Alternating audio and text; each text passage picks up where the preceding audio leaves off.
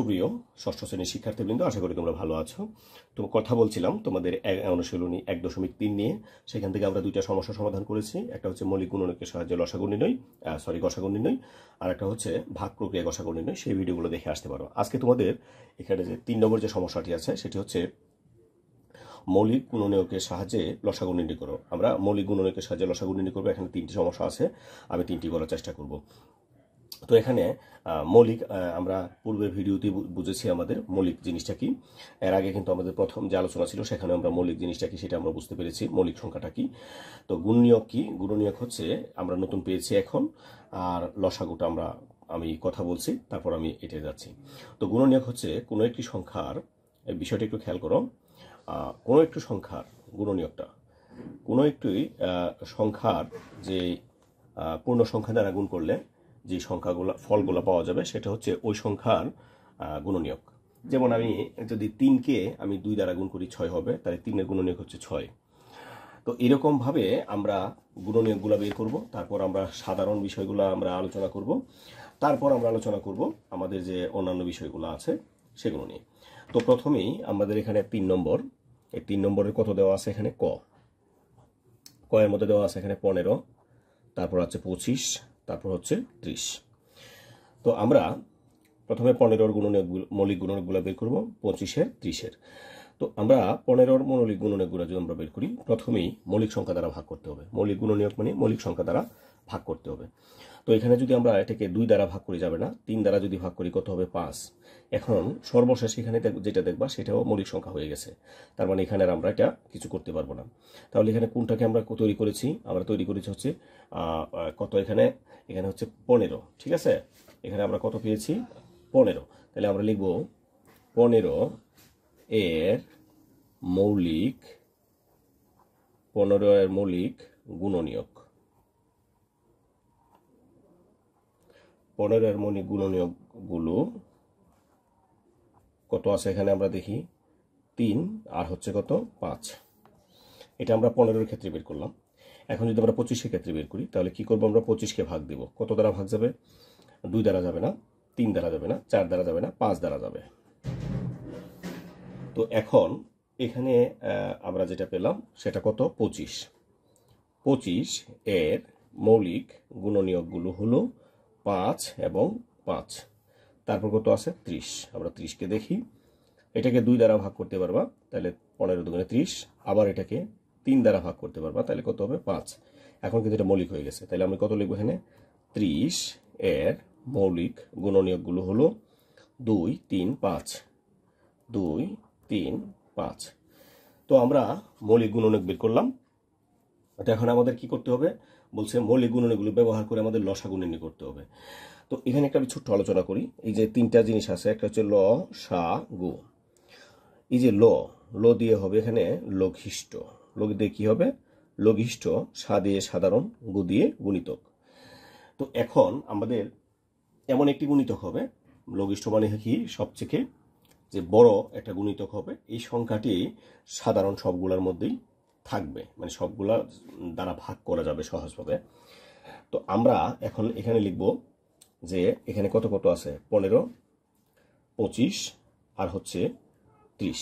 আমরা লিখব এখানে 15, 25 ও 30 এর লসাগু।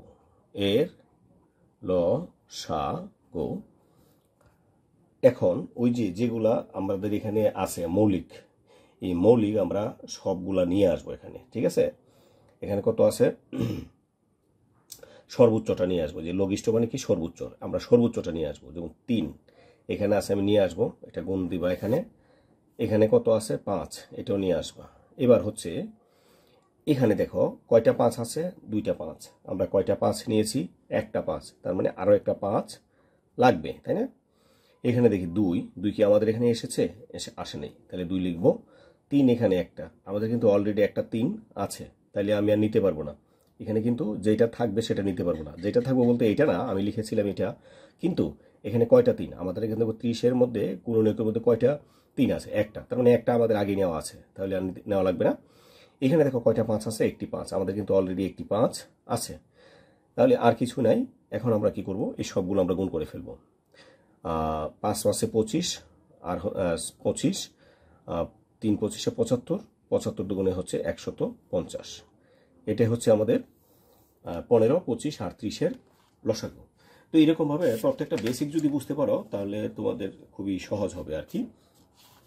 তো তারপর খ নম্বরটা যেটা আছে, আমরা খ নম্বরটা একটু দেখি। খ নম্বর আছে হচ্ছে 22, 88, তারপর হচ্ছে 132 আর হচ্ছে 198। তো এবার আমরা 22কে আমরা যদি করি 2 দ্বারা ভাগ যাবে কত হবে? 11। 11 নিজে একটা মৌলিক সংখ্যা, তার মানে এটাকে আর কোনো কাজ করা যাচ্ছে না।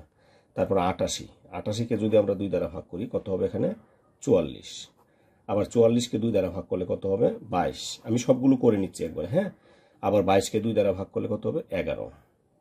আবার এখানে আছে কত? 132। এটাকে যদি আমরা, যেহেতু শেষে 2 আছে, জোড় সংখ্যা, অবশ্যই 2 দ্বারা ভাগ যাবে। 6 দুগুণে 12, 1 থাকে এখানে, আবার 6 দুগুণে 12। আবার এটাকেও 2 দ্বারা ভাগ করতে পারবো, 33 দুগুণে 64। আবার এটাকে 3 দ্বারা ভাগ করতে পারবো, কত হবে? 11। এখন আমাদের আছে হচ্ছে কত? 198। আবার এটাকে 2 দ্বারা ভাগ করো, 9 দুগুণে 18, এখানে থাকবে কত? 1। আবার 18, 9 দুগুণে 18। আবার 2 দ্বারা, মানে 3 দ্বারা যাবে, এখানে কিন্তু 9 দ্বারা ভাগ করতে পারতাম, এটা কখনো ভুলেও করবো না। আমাদের 9 কিন্তু মৌলিক সংখ্যা না, যৌগিক সংখ্যা। তো এখানে মৌলিক সংখ্যা দ্বারা ভাগ করতে হবে। এই জন্য আমরা যদি ক্ষুদ্র থেকে যাই তাহলেই হবে। তো এটাকে কত হবে? 33। আবার এটাকে 3 দ্বারা ভাগ করলে কত হবে? 11। তো এইভাবে আমি সবগুলা মৌলিক গুণনীয়ক বের করে নিলাম। এখন আমি লিখবো এখানে কত আছে? 22। তাহলে আমি লিখবো 22 এর মৌলিক, 22 এর মৌলিক গুণনীয়ক, 22 এর মৌলিক গুণনীয়ক গুলো আমি এখানে কত লিখবো? 2, 11। 2 আর হচ্ছে কত? 11। এবার কত আছে? 88। আমরা লিখবো 88 এর মৌলিক গুণনীয়কগুলো 2, 2, 2, 11। 2, 2, 2 আর হচ্ছে 11। তারপর হচ্ছে 132, 132 এর মৌলিক গুণনীয়কগুলো 2, 2, 2, 2, 3, 11। তারপর এটা কত গেছে? 132, 198। 198 এর মৌলিক গুণনীয়ক কত আছে এখানে? 2, 3, 3, 11। 2, 3, 3, 11। তো এইগুলো আমাদের আগের নিয়মে আমরা করেছি। তো এখন আমাদের আগের নিয়মই করব। সেটা কি ছিল? সুতরাং 22, 88, 132 ও 198 এর লসাগু। এখন আমরা কি করব? প্রথম যে লাইনটা আছে পুরাটা নিয়ে নিই। 2, 11। 2 গুণ 11। এবার দেখো এখানে 2 কয়টা আছে? 3টা। আমার এখানে আমি কয়টা নিয়েছি? একটা। আরো কয়টা নিতে হবে? আরো নিতে হবে 2টা। এটাও কিন্তু মনে রাখবা, হ্যাঁ। এখন দেখো এখানে 2 কয়টা আছে? 1, 2, 2টা 2 আছে। আমি কিন্তু 2টা 2 অলরেডি আছে। 3 আছে একটা, 3 এখানে নাই। তার মানে আমাকে কি নিতে হবে? 3 নিতে হবে। সরি। তারপর 11, 11 এখানে আছে। এখানে দেখি আমরা একটা 2, একটা 2 আছে, 2টা 3, 3 কিন্তু আছে একটা। আমি আর একটা 3 নিয়ে নিব।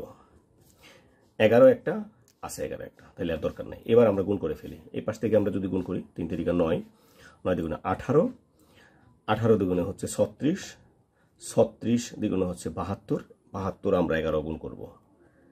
11, 2 একে 2, 7 একে 7, 2 একে 2, 7 একে 7, তাহলে কত হবে এখানে? 2, 9, 7, তাহলে কত আসলো এখানে?